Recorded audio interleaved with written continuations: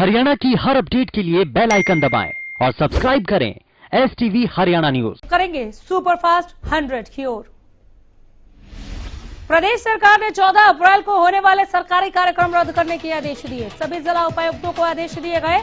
सरकार ने जिला स्तर पर कार्यक्रम के आदेश दिए थे। कार्यक्रम के लिए मंत्रियों की भी ड्यूटी तय की गई थी। देश में बढ़ते कोरोना के खिलाफ बड़ा वैक्सीनेशन अभियान। देश भर में आज से टीका उत्सव की शुरुआत 14 अप्रैल तक जारी रहेगा टीका उत्सव। हरियाणा में भी विशेष तैयारियां। महाराष्ट्र में शनिवार को 55,411 नए मरीज मिले। 53,005 मरीज ठीक हुए। 309 की मौत हो गई। राज्य में अब तक 33.43 लाख लोग इस महामारी की चपेट में आ चुके हैं। छत्तीसगढ़ में शनिवार को 14,098 लोग कोरोना संक्रमित पाए गए। 4,983 लोग रिकवर हुए। 81 की मौत हो गई। अब तक राज्य में 4,32,000 लोग संक्रमण की चपेट में आ चुके हैं। उत्तर प्रदेश में शनिवार को 12,748 लोगों की कोरोना रिपोर्ट पॉजिटिव आई। 2,207 लोग रिकवर हुए। 46 की मौत हो गई। अब तक 6.76 यानी 6,76,000 लोग संक्रमित हुए। दिल्ली में शनिवार को 7,897 लोग पॉजिटिव पाए गए। 5,716 लोग रिकवर कर गए। 39 की मौत हुई। अब तक यहां पर 7,14,000 संक्रमित हो चुके हैं। मध्य प्रदेश में शनिवार को 4,986 लोग कोरोना संक्रमित पाए गए। 2,741 लोग रिकवर हुए। 24 की मौत हो गई। अब तक यहां पर 3,32,000 लोग संक्रमण की चपेट में आए।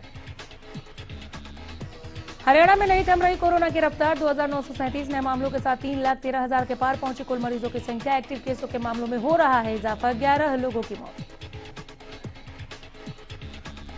प्रदेश में बढ़ते कोरोना संक्रमण के बाद सरकार अलर्ट। सीएम मनोहर लाल ने लोगों से कोरोना गाइडलाइन का पालन करने, एहतियात बरतने की अपील की। आज रोहतक में होने वाले कार्यक्रम में शामिल नहीं होंगे सीएम। कोरोना के खिलाफ देश ने दूसरे दौर की जंग शुरू कर दी है। प्रधानमंत्री नरेंद्र मोदी के निर्देश पर देश के सभी राज्यों में टीका उत्सव शुरू हो गया। इसी कड़ी में पूर्व कैबिनेट मंत्री विपुल गोयल ने लोगों को सलाह देते हुए कहा कि कोरोना को जड़ से मिटाने के लिए लोग सहयोग दें, जिसके लिए सबसे ज्यादा जरूरी है टीका उत्सव में शामिल हों। कोरोना के खिलाफ जंग को मजबूत कीजिए। साथ ही विपुल गोयल ने टीका उत्सव के लिए प्रदेश में किए गए प्रबंध को लेकर मुख्यमंत्री मनोहर लाल का आभार व्यक्त किया है। विपुल गोयल ने लोगों को सलाह देते हुए कहा कि सिर्फ जरूरत पड़ने पर ही मुंह पर मास्क लगाएं, सैनिटाइज रहें और तभी बाहर जाएं। कोरोना के नियमों का पालन करें। दिल्ली नाइट कर्फ्यू के बाद अब कुछ और पाबंदियों के साए में रहेगी और गाइडलाइंस के मुताबिक दिल्ली में सभी तरह के सामाजिक, राजनीतिक, खेल, धार्मिक सभाओं आदि पर रोक लगा दी गई है। दिल्ली में अब अंतिम संस्कार में अधिकतम 20 लोग ही शामिल हो सकेंगे, जबकि शादी में 50 लोग ही शामिल होने की अनुमति है।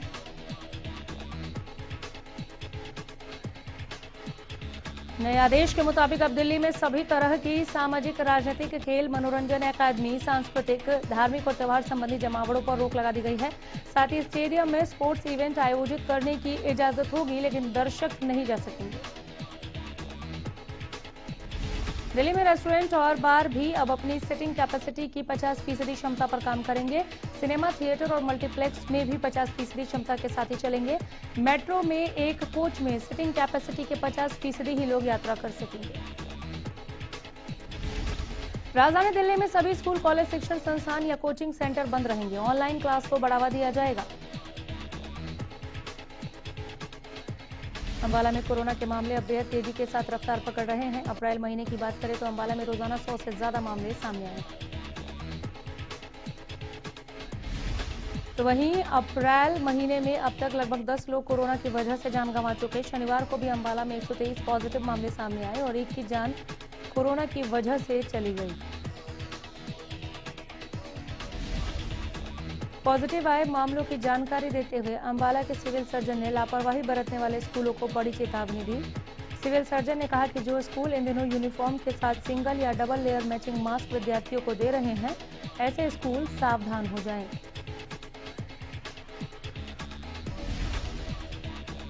फतेहाबाद में आज से 4 दिनों तक चलने वाले कोरोना टीकाकरण उत्सव की शुरुआत हो गई है। जिले भर में ग्रामीण और शहरी क्षेत्र में बड़े पैमाने पर लोगों को वैक्सीन लगाई जाएगी। 4 दिनों में जिले में 35,000 लोगों को कोरोना वैक्सीन लगाने का लक्ष्य रखा गया है। फतेहाबाद शहरी क्षेत्र में वैक्सीनेशन के लिए 10 जगह कैंप बनाई गई है। जिले भर में 100 से अधिक स्थानों पर टीकाकरण किया जा रहा है। टीकाकरण में स्वयंसेवी संगठन और जनप्रतिनिधियों की भी मदद ली जा रही है। कोरोना को हराने और अधिक से अधिक लोगों को वैक्सीन देने के उद्देश्य से प्रधानमंत्री नरेंद्र मोदी के आह्वान पर टीका उत्सव की शुरुआत की गई।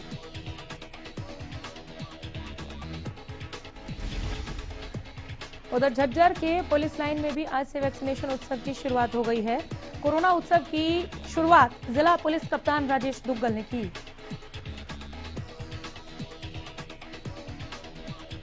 इस मौके पर एसपी ने सभी को कोरोना बीमारी से बचाव के लिए सजगता बरतने की अपील की। इस अवसर पर यहां भी कोरोना से बचाव के लिए पुलिसकर्मियों को वैक्सीन लगाई गई। बता दें कि पुलिस लाइन में 400 पुलिसकर्मियों का परिवार रहता है। इस वैक्सीनेशन अभियान में पुलिस अधिकारियों के साथ ही पुलिस कर्मचारियों के परिजनों ने भी टीका लगवाया। प्रदेश में कोरोना के बढ़ते प्रकोप पर लगाम लगाने के लिए सरकार और जिला प्रशासन ने एडवाइजरी जारी कर लोगों से मास्क लगाने और सोशल डिस्टेंसिंग की अपील की। हालांकि इसके बावजूद लोग कोरोना के प्रति बेपरवाह नजर आ रहे हैं। इसी का नतीजा है कि कोरोना के मामलों में लगातार बढ़ोतरी देखी जा रही है। नांगल चौधरी की मेन बाजार में यही आलम दिखाई दिया, जहां मेडिकल स्टोर पर मास्क बेचने वालों की खुद बिना मास्क के तस्वीर आई। पुलिस प्रशासन की ओर से बिना मास्क के लोगों का चालान काटा जा रहा है, लेकिन लोग नहीं मान रहे।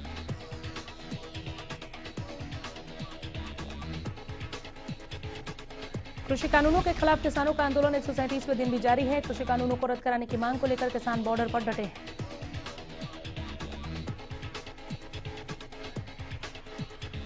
चौबीस घंटे बाद खुले केएमपी केजीपी हाईवे। कृषि कानूनों के विरोध में हाईवे पर उतरे थे किसान।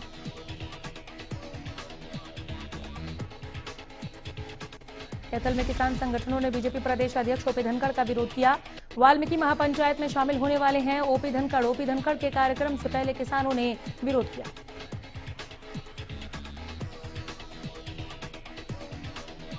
किसानों का कहना है कि इन काले कानूनों को वापस करने के लिए सरकार से अनुरोध कर रहे हैं। जल्द से जल्द इन कानूनों को वापस ले ताकि किसान अपने घर लौट सकें।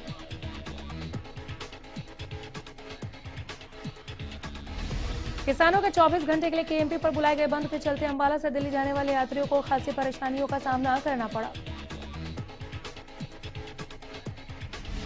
सिंघू बॉर्डर पहले से ही बंद है और लोगों के पास दिल्ली जाने के लिए केएमटी का ही विकल्प बचा था। उसे भी किसानों ने 24 घंटे के लिए बंद कर दिया, जिसके चलते यात्रियों को भारी परेशानी का सामना करना पड़ा। चरखीदादरी की नई सब्जी मंडी में शेड की छत न लगने से नाराज दुकानदारों ने मंडी में प्रदर्शन करते हुए सरकार और प्रशासन के खिलाफ जमकर नारेबाजी की। दुकानदारों ने प्रशासन को चेतावनी देते हुए कहा कि 1 हफ्ते के अंदर छत नहीं लगी तो आंदोलन को मजबूर होंगे। हरियाणा सब्जी मंडी एसोसिएशन के कार्यकारी प्रधान नितिन जांगू ने बताया कि मंडी में शेड पर पहले छत थी, लेकिन उतारकर ठेकेदार ने बेच दिया। अब ठेकेदार दिख ही नहीं रहे कहीं। गृह मंत्री अनिल विज ने राहुल गांधी के उस बयान पर पलटवार किया जिसमें उन्होंने देश में कोरोना वैक्सीन की कमी और एक्सपोर्ट पर सवाल उठाते हुए सरकार पर निशाना साधा था। विज ने कहा कि ऐसे समय में राजनीति करना ठीक नहीं है, जब सारा देश कोरोना महामारी से जंग लड़ रहा है। ऐसे समय में पार्टियों को राजनीति नहीं करनी चाहिए, राजनीति से ऊपर उठकर बात करें। राफेल खरीद में करप्शन के सार्वजनिक जांच की कांग्रेस की मांग पर विज ने कहा कि राफेल की सभी तरह की जांच हो चुकी है, सुप्रीम कोर्ट जांच कर चुका है, कांग्रेस के सारे दावे झूठे। हरियाणा में नाइट कर्फ्यू लगाए जाने के सवाल पर विज ने कहा कि हम विचार कर रहे हैं, लेकिन कोई भी घोषणा मुख्यमंत्री से बात करने के बाद ही की जाएगी कि कर्फ्यू कहां लगाना है, कब लगाना है।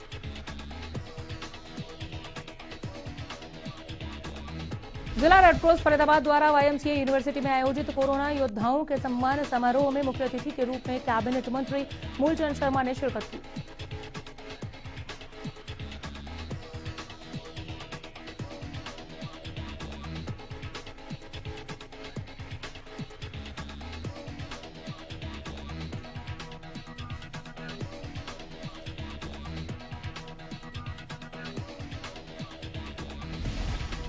कांग्रेस की प्रदेश अध्यक्ष कुमारी शैलजा फरीदाबाद के पृथला विधानसभा में कांग्रेस कार्यकर्ता सम्मेलन में शिरकत करने पहुंची। इस मौके पर उन्होंने सरकार पर जमकर वार किए। उन्होंने सरकार पर किसानों के साथ अत्याचार करने का आरोप लगाया। साथ ही तीनों कृषि कानूनों को रद्द करने की मांग की। उन्होंने प्रदेश सरकार पर घोटाले का आरोप लगाते हुए भी निशाना साधा।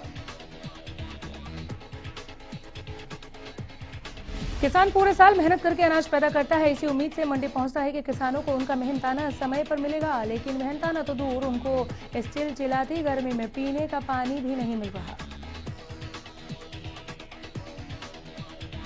जहां किसान मजदूर और आड़ती गर्मी से परेशान हो रहे हैं, तो वहीं दूसरी तरफ मार्केट कमेटी के अधिकारी एयर कंडीशन का आनंद ले रहे हैं, जिससे सरकार के जमीनी स्तर पर दावे फेल होते नजर आ रहे हैं।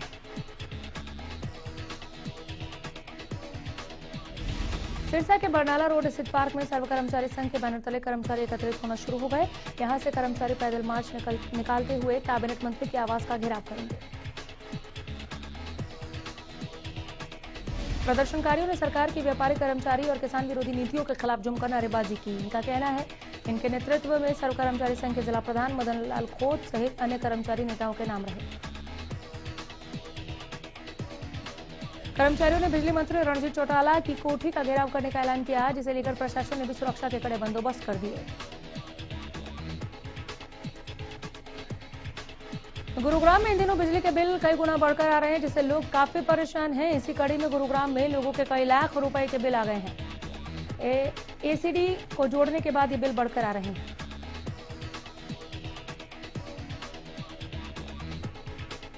मुख्यमंत्री मनोहर लाल ने इस पर कहा है कि जल्द ही इसका कुछ समाधान निकाला जाएगा। दरअसल गुरुग्राम में बिजली कंजम्पशन सिक्योरिटी चार्ज के कारण बिजली के बिल बढ़कर आ रहे हैं।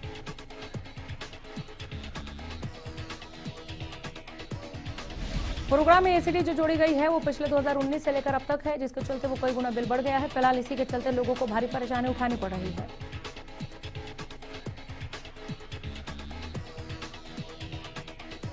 झज्जर के अनाज मंडी में गेहूं की खरीद शुरू हो गई, जिसे लेकर किसान बेहद खुश नजर आ रहे हैं। चेहरे खिल गए हैं। किसानों ने कहा कि हमें किसी भी प्रकार की कोई परेशानी नहीं हो रही। पहले पास कट गया, उसके बाद की खरीदारी भी शुरू हो गई। हालांकि जब हमने आड़ती से बात की तो उन्होंने बताया कि हमें उठान में दिक्कत आ रही है। झज्जर अनाज मंडी में गेहूं रखने की काफी दिक्कतें आ रही हैं। घरौंडा में व्यापारी वर्ग ने घरौंडा रेलवे फोर लाइन को जाम कर दिया। गुस्साए व्यापारियों ने सरकार और पुलिस के खिलाफ नारेबाजी की, जिन्हें समझाने के लिए घरौंडा थाना प्रभारी मोहन लाल व्यापारियों के बीच धरना स्थल पर पहुंचे।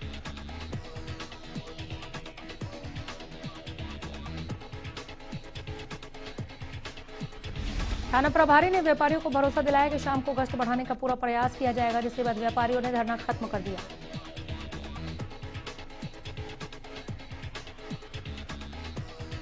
दरअसल शुक्रवार रात घरौंडा में एक व्यापारी पर बदमाशों ने जानलेवा हमला किया था, जिसमें व्यापारी को गोली लगी थी और व्यापारी गंभीर रूप से घायल हो गया था। घटना से व्यापारी वर्ग काफी गुस्से में है।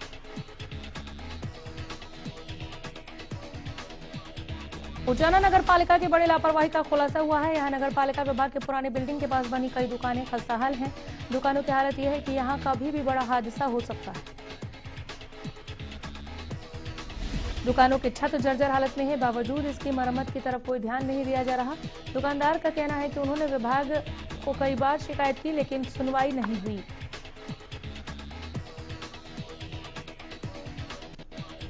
दुकानदारों की मांग है कि वो दुकान का किराया लगातार अदा कर रहे हैं, तो ऐसे में जिम्मेदारी विभाग की बनती है कि वो दुकानों की मरम्मत करवाएं। पूरे मामले पर प्रशासन के अधिकारियों ने जल्द ध्यान देने का आश्वासन दिया। फतेहाबाद के नागरिक अस्पताल में डिलीवरी के दौरान गर्भ में बच्चे की मौत का मामला सामने आया है। महिला के परिजनों ने इसे लेकर अस्पताल में देर रात हंगामा किया और अस्पताल प्रबंधन पर लापरवाही के आरोप लगाए। हंस कॉलोनी निवासी धर्मेंद्र ने बताया कि उसकी पत्नी सपना की डिलीवरी होनी थी और उसे 9 अप्रैल दिन के समय में अस्पताल लेकर आए। अस्पताल प्रबंधन ने महिला का चेकअप करने के बाद कहा कि डिलीवरी नॉर्मल हो जाएगी, लेकिन शाम को बताया गया कि उसके बच्चे की धड़कन नहीं है। उन्होंने दोबारा अल्ट्रासाउंड कराया गया तो बताया गया कि घर में ही बच्चा मर चुका है। परिजनों का आरोप है कि मृत बच्चे को निकालने के लिए भी अस्पताल प्रबंधन ने लापरवाही बरती।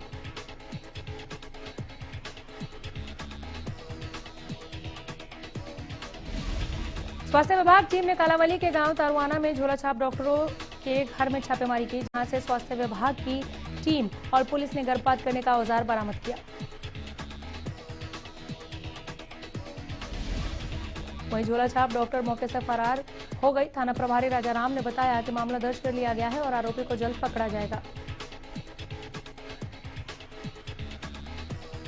गुरुग्राम पुलिस को बड़ी सफलता हासिल हुई है। पुलिस ने अवैध शराब की बड़ी खेप पकड़ी है।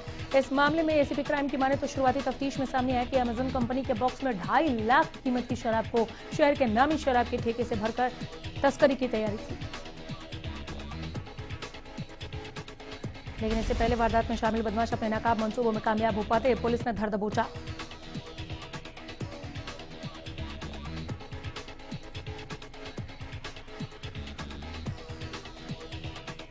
हांसी पुलिस की CI2 की टीम ने महंत चंदनपुरी पर गोली चलाने के आरोप में 3 आरोपियों को गिरफ्तार किया है। गिरफ्तार किए गए आरोपियों की पहचान समाधा मंदिर के महंत पंचमपुरी संदीप वासी ढाणी कुतुबपुर सोनू और कमांडो के रूप में हुई है।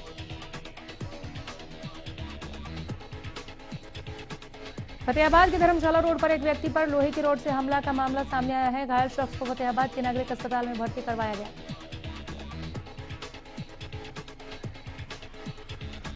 हमले की सूचना पाकर घायल के परिवार के लोग मौके पर पहुंचे, कार्रवाई की मांग की। दरअसल घायल के भतीजे ने बताया कि उसका चाचा सोने के गहनों की कारीगरी का काम करता है। उसने बताया कि शुक्रवार रात वो अपनी दुकान पर सोने की कारीगरी कर रहा था। उसी समय आरोपी युवक अपने हाथ में एक लोहे की रॉड लेकर आए, चाचा पर हमला बोल दिया। उसके बाद आरोपी वहां से फरार हो गए। पानीपत के पालिका बाजार स्थित एक शोरूम से कुछ दिन पहले एक युवक ने मोबाइल पर हाथ साफ कर दिया था। सीसीटीवी के जरिए युवक की पहचान की गई, जिसके बाद युवक शनिवार को बाजार में घूमता दिखाई दिया।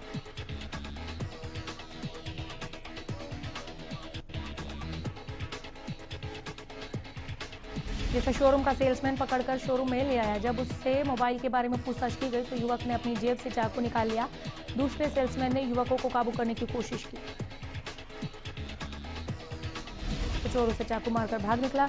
जब आरोपी का पीछा किया गया तो जीटी रोड पर उसने बाइक सवार को चाकू दिखाकर रुकवाया और बाइक पर बैठकर फरार हो गया। फतेहाबाद के निजी अस्पताल में इंजेक्शन लगाने के बाद 70 वर्षीय बुजुर्ग की मौत का मामला सामने आया है। वहीं बुजुर्ग के परिजनों ने अस्पताल प्रबंधन पर इलाज में लापरवाही का आरोप लगाया है। गुस्साए परिजनों ने अस्पताल के बाहर जमकर हंगामा किया। आपको बता दें कि बुजुर्ग पूर्ण सिंह फतेहाबाद के गांव हिजरावा का रहने वाला था। वही मामले की जानकारी मिलते ही मौके पर पहुंची पुलिस ने मामला दर्ज कर जांच शुरू कर दी है। वहीं डॉक्टर ने सभी के सामने परिजनों से माफी मांगी।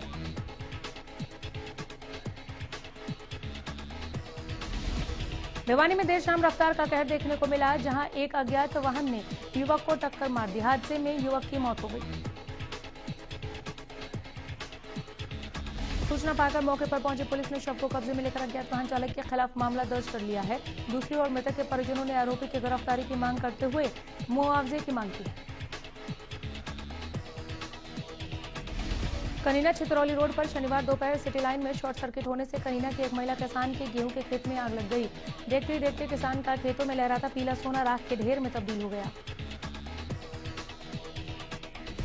पीड़ित किसान सविता देवी ने बताया कि शनिवार दोपहर अचानक से तारों में चिंगारी उठी और एक तार टूटकर खेत में गिर गया, जिसके बाद उनके खेत में आग लग गई। उन्होंने परिवार के सदस्यों के साथ मिलकर आग पर काबू पाने की कोशिश की, लेकिन आग बढ़ने लगी।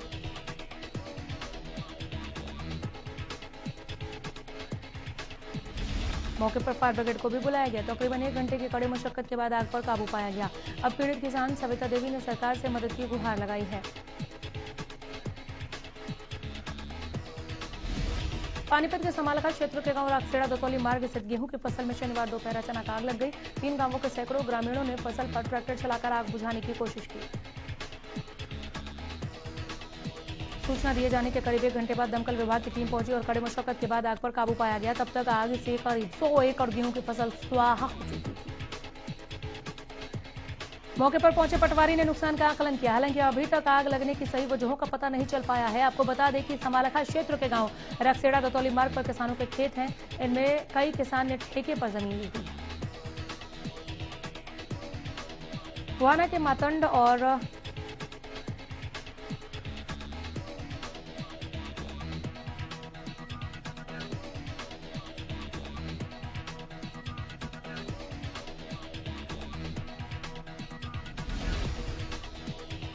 गोहाना के मातंड और एक और गांव के खेत में गेहूं की फसल में आग लगी। आग लगने से किसानों की 30 एकड़ गेहूं की फसल जलकर राख हो गई।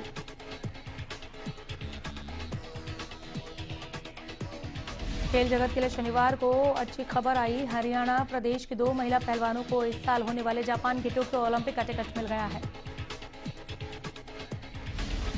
अंशु मलिक और सोनम मलिक वो 2 नाम हैं जो कजाकिस्तान में चल रहे एशियन ओलंपिक क्वालिफायर फाइनल में जगह बना चुकी हैं। अंशु मलिक 57 किलो और सोनम मलिक 62 किलो भार वर्ग में खेलती हैं। शानदार खेलती हैं।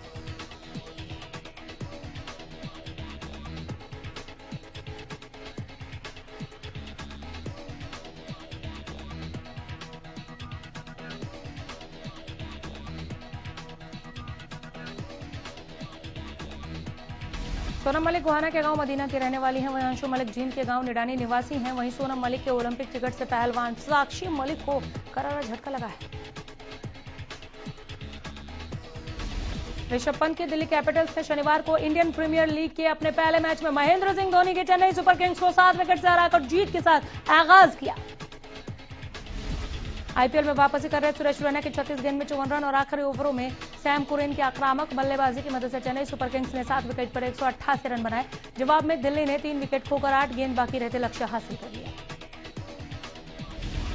शोपियां में सुरक्षा बलों ने 2 आतंकियों को ढेर कर दिया। पिछले 48 घंटों में सेना ने अलग अलग ऑपरेशन में 10 आतंकियों को मार गिराया। इसके अलावा पुलवामा में भी 2 आतंकियों को मारा गया। दरअसल इससे पहले पिछले कुछ हफ्तों में कश्मीर में 2 से 3 आतंकी घटनाएं हुई थी, जिसके बाद कश्मीर में सुरक्षा बलों के खिलाफ मुहिम छेड़ दी गई। देश में कोरोना वायरस संक्रमण के मामलों में तेजी से फैल रहा है। इसी बीच कंगना रनौत की अपकमिंग फिल्म थलाइवी के मेकर्स ने फिल्म को पोस्टपोन करने का फैसला कर लिया है।